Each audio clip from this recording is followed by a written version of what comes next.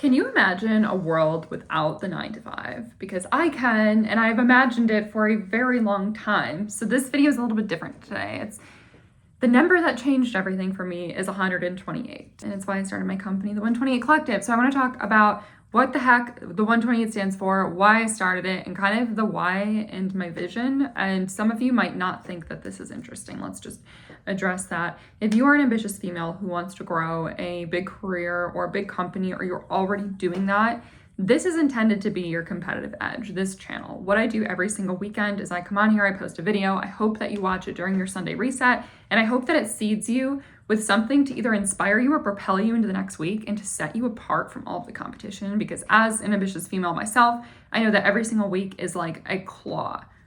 We're like clawing our way through it sometimes. Some weeks feel very easy, others don't. I run the 128 Collective. So we do delivery workflow optimization work for companies, for growing companies.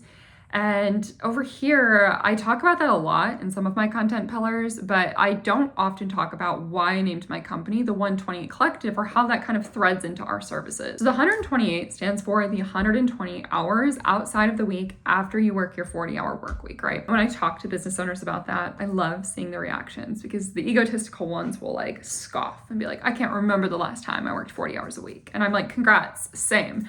You're missing the entire point. And then the people who do work 40 hours a week are kind of like, okay, cool. Like they can't really conceptualize a world where 40 hours a week is not the standard. So I'm gonna walk it back a little bit and kind of tell you how we got here to start. I've worked in two corporations and 2 agencies, and I kind of saw this repeating theme of either I was so slammed that I didn't know what to do with myself, like so slammed and very underpaid, or paid a fair wage and bored most of the day, but still expected to have like my team's light be green.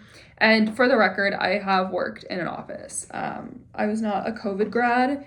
I have done the cubicle life. I've done in-house agency life or in-office agency life. None of that is necessarily a strange concept to me. So I've done the 9 to 5 in an office and remote, but the team's green light was kind of the whole thing that, started in 2020 with the pandemic. So what I saw is that there's like a lot of people that are either super overworked and underpaid or super, super bored. And something that never sat right with me was this whole 9 to 5 mentality of like, okay, 9 to 5, moms are dropping their kids off at school at 8:30 and then run to their jobs. Okay, that makes sense. And then, or maybe their kids are taking the bus, whatever. But then school gets out at, 3:30 and work ends at 5. So females were forced to leave early.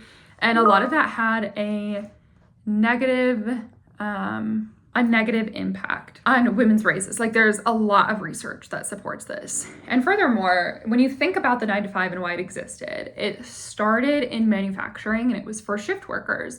And then eventually it became this whole standard for productivity. And for some reason, people aren't questioning why we're enforcing the 9 to 5. To a degree, I get it, because like I generally work the hours of 9 to 5. It's when my clients are on, it's when most of the world is online, right? I do my best deep thinking strategy work late at night. I do my best like execution, tactical output work early in the morning. And my worst time is actually right now, 2:00. My output is at its lowest. That is half of the day for the 9 to 5. Why would my employer want my work when it's at its lowest? On top of that, there's people twiddling their thumbs. They could go for a walk outside. They could call their grandma. They could be investing in themselves and go to the gym or do a hobby, but instead they're forced to just sit there and kind of find work to do, like move the mouse type of thing. What is that benefiting? Is that benefiting the bottom line? Because I'm willing to bet it's not. And I have found little to no research that supports that working 9 to 5 makes people more productive. The only supporting research I've found is that structure makes people productive, which I completely agree with. For the record, I'm in operations. I'm all about structure. However, I'm about the right type of structure. So let's dive into the 3 things that I have found and that kind of led me to build my company. And coincidentally, it's the 3 values that the 128 Collective functions on. The first is keep it simple. Intentional simplicity. We love to overcomplicate things. It's part of our human nature. We are overcomplicating the way that the work world is built. We overcomplicate service models. We overcomplicate process documentation and tooling and everything in between. Keep it simple. Number 2, take the path of least resistance. Our value, ease is a growth strategy. We build systems so work does not need to feel that hard.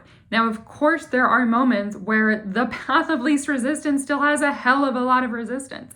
I've walked that path, you've walked that path, we all know it's there, right? Ease as a growth strategy is when it goes right into our other values. Keep it simple, stop overcomplicating things, choose the path of least resistance. You probably don't need to take the path of most resistance to get to your goals. You don't need to work 9 to 5 to have all of the output that your employer expects of you. You don't need to be working your employees 40 hours a week to take your company to the next level. Yes, there's going to be push periods, sure. But on a regular, you're going to get more out of your employees if you take the path of least resistance and invest in them and their health. Which leads me to value number 3, which is clarity is a kindness. Be as clear as possible whenever you can and wherever you can. This eliminates ambiguity. It creates more communication and better communication. It limits arguments. It just makes work so much better. So at the 128 Collective, we envision a world where work fuels life instead of consuming it. And it's very adjacent to the way that people in other countries approach work. In the United States, we're very much about live to work instead of work to live. And now I'm a female who's very passionate about my career, and I still work to live. I don't live to work. I live to fulfill my mission, which is to create that world, and we're gonna get to more of that in a second. I don't live to work by any means. Your passion could be money, and you could still be working to live and not living to work and just really be passionate about money. We want businesses to profit with purpose. That is something that we are so dedicated to. Now I want to talk about what I envision for my company, because a lot of people get a little flabbergasted. Their flabbers get gasted when I explain to them my vision.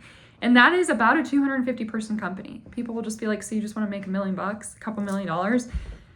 Hopefully we're making far more than a couple $1 million if we're going to be employing 250 people. But to that end, it has nothing to do with the number. It has everything to do with, I want a larger company because I want to have a sizable impact and influence as many other companies as I can. So anyway, as I was saying, I want to have a sizable impact. I want to touch as many lives as possible. And how I want to touch them, I want to be anti-corporate in many ways. So like I said before, I'm a structure girl. I'm in operations. I think structure is great, but there are a lot of corporate policies and procedures that I want to expressly reject and try to change in the industry.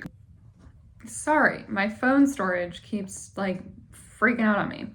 Anyway, so like I said, we'd have some structure, but not a ton. For one, we want people to be able to take vacations without the whole thing blowing up. So of course, I don't really believe in unlimited PTO, not because I don't think people should be able to take time off, or I don't think that, people should only get 2 weeks a year. That's not at all in line with what I believe. I don't like unlimited PTO because of the perception that now comes with it. There's a boatload of research that companies with unlimited PTO, people actually take way less PTO than at companies with a more structured PTO policy. So I do plan to have a structured PTO policy, but it is going to be much more generous than 2 weeks. And of course, it would reward tenure at the company because those are incentives that need to be baked in. However, we don't want some poor kid coming out of college and only getting 4 days of vacation a year. That's a quick way to burn somebody out. So that's absolutely not going to be the case. And then we want someone to be able to go on vacation, and then we want them to be able to come back and not just be drowning. Of course, you're going to have a couple days that are a little bit more intense than usual when you come back. That's just how work will always go, because you are an important member of the team and you do have responsibilities that other people don't have. That comes back to role clarity, right? However, we don't want it to be something where like, hey, we have 2 copywriters and only one can go on vacation at a time. Absolutely not in my house. But of course we're going to be a profitable company, so we will have reasonable pricing. And the reason we need to be able to make profit is because I want every single person working for us to be paid and compensated fairly. And that looks like a couple different things. So let me dive into that. First of all, everybody earns a fair wage based on where they live, what their position is, their tenure, their experience, what they're going to be doing, etc. Secondly, it is very clear what their role is. Of course, as we're growing, people are going to wear multiple hats. I want it to be explicitly clear that if they're going to take on an operations hat and they're my marketing person, they're also going to get compensated for that. Things will be adjusted. I'm not playing that game. I hated it when I was there. It didn't make sense. It burned people out. It created a terrible culture, etc. 3, it is very clear what their next opportunity looks like. So whether they want to climb the ladder, whether they want to do a lateral jump, I want it to be a very transparent and safe environment for them to share their career goals. And if that's not with our company, that's okay. we can't legally retaliate against them, and I wouldn't want the environment to be one that would retaliate against them. I want them to be able to figure out with us, okay, what's the next step look like for you then? If it's not here, if it's not moving up the ladder, if it's not a lateral jump, if it's not a different department, what do you want to do? If you want to start a business, like, okay, let's get you into the strategy side of things, or the sales team, or, get your chops here and then go out. Or if you want to get to a different company, let's get you a letter of recommendation so you can go start looking. I believe that the world that we live in is very abundant. I don't fear people leaving the company, and I know I will experience a lot of people problems as we grow. I don't want to become a company where we are negating the opportunity for somebody to go do what's best for them. All right, the next thing comes back to how they'll be compensated. Benefits. Healthcare. So I would love to be like, we're going to provide mental health resources to everybody, and we will. However, above that is basic healthcare accessibility. We need to have strong enough healthcare packages that our people can go get their preventative appointments taken care of without freaking out about their copay. Now, I know I don't have direct control over everything there. I'm not a healthcare company. I worked for one, hated it. But at a baseline, basic healthcare needs to be accessible to everybody who works for me. And then we can layer on mental health on top of that. One of the leading factors of mental health is having a shitty job, but also not having access to things that cover your basic needs. So for me, that's actually above mental health. Mental health is extremely important to me, and that sits right below it. And right there with it, actually with everything really, is creating an environment that doesn't make people's lives worse. Now, to some degree, it does depend on the individual. I can't control all that either. But what I can control is the culture that we build. We want to fuel them with purpose, because really that's what makes you happier, more fulfilled at your job, is if you come every day and you're like, I have a purpose, I'm motivated, I feel inspired. As the founder, when it comes to pay distributions and such, I will be at the head of the company for as long as I can be, but I do recognize that my strengths might not necessarily fit the CEO seat forever. I will eventually slide into my zone of genius and get out of everybody's way. I'll hit my safety number, and then I don't want to get any more increases after that. I'd rather that be funneled back into the company and back into the employees. That is very, very important to me. And finally, I want B2B marketing to be fun and sexy, because I think it can be, and I think that we make it really stiff and boring because we're following this pre-established set of corporate rules that I personally think are complete BS. And I want the rest of the industry to notice us, and I want them to model their ways after the 128 Collective, and that is why I want 250 people. We will be profitable, we will pay our employees and compensate them fairly. I will also be compensated fairly. The company will be doing well. Our customers will be very, very happy. We will always keep the customer at the center of what we do. We will always choose simplicity. We will always choose the path of least resistance, and we will always be clear about what we're doing, because that is kindness. A lot of people watching this are going to be like, she is so effing naive. And that's fine. I get that. I do. We'll see how this goes, right? Like we're 8 years in. We're 8 years in. We're building. We'll see. I'll talk to you guys in another 3 years and we'll see where we're at. But that is what I'm building the company based on, brick by brick. That is where the number, the 128 came from and what started it all. So if this is interesting to you, please give this a thumbs up, subscribe, and come back next week. I believe it's behind the scenes. So you'll see some behind the scenes of building an agency, whatever that might look like, a day in the life, a week in the life, something else. And we will go from there. Have a great week.